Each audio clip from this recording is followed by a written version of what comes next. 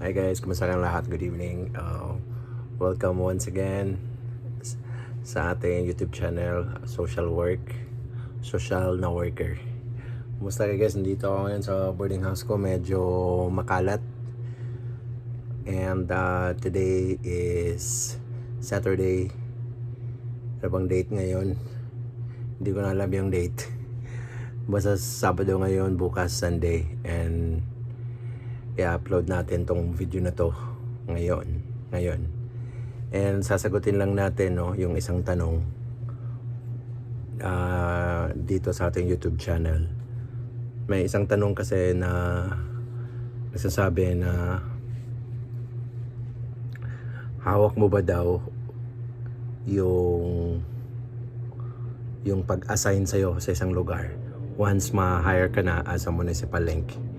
Again, is it your choice or can you choose? Yan pala yung tanong. Can you choose your municipality or city once you get hired as a municipal link or city link dito sa DSWD 4Ps? So, sagutin natin agad. Ang sagot ay hindi. Yung pumipili talaga or yung pipili sa assign na municipality or city ninyo is yung DSWD talaga. Yung region, kung saang region ka man. Once you get hired, you will sign your contract. Tapos, manunumpa kayo doon sa regional office ninyo sa DSWD. Papatawag kayong lahat. Susot kayo ng barong Tagalog. Yun yung nangyari sa batch ko. Tapos, that time, after signing the contract, bibigyan kayo ng assign na municipality or city. Yan. Just pray. Kasi hindi mo talaga option. Gustuhin mo man na malapit sa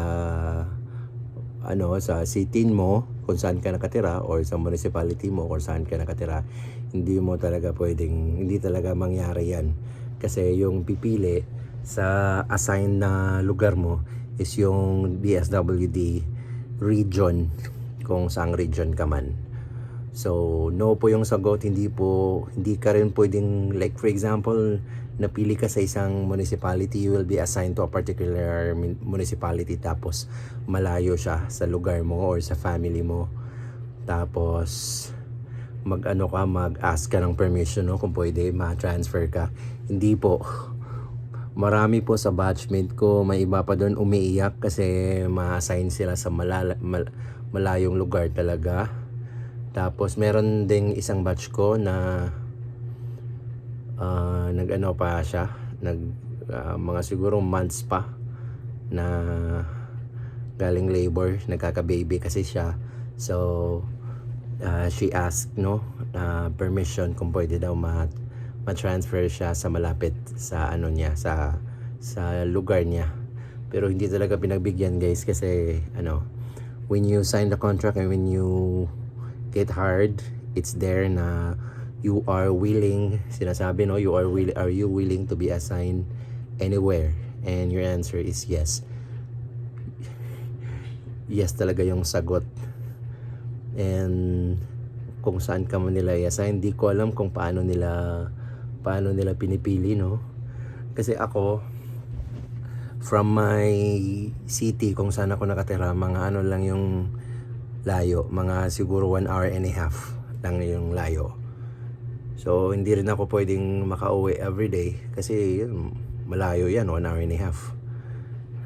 Meron sa mga kasama ko 3 oras ang layo. So sinama na nila yung family nila doon sa assign na municipality nila. May mga babae din ako na nasa mga babae na kasama na nasa malayong na-assign sila sa malayong lugar. Hindi namin alam paano pinili. Siguro ni-raffle, So yun po yung sagot. Sila po talagang nakakaalam at hindi po kayo makapag-suggest or magbigay ng option or makig-barter sa isang kaibigan mo or kasama mo na pwede kayong mag-change ng designation or designated area na ma-assign ka. Hindi po, bawal mag-barter. Talagang kung saang island ka man ma-assign or anong, kahit na gaano kalayo, tatanggapin mo talaga yan. Kasi hinihire ka nila para magkaroon ng, para gawin mo yung trabaho mo at ikaw din ay naghahanap ng trabaho. So yun lang. 5 minutes na yung video natin. Yun lang yung sagot. Sila ang pumili at bawal po ang mag-suggest or mag-ask ng permission. Some of my batchmates are begging talaga na ma-transfer sa malapit sa lugar nila, pero hindi po pinayagan. Yun lang po. And don't forget, if this is your first time, don't forget guys, please subscribe to my YouTube channel. Bye bye.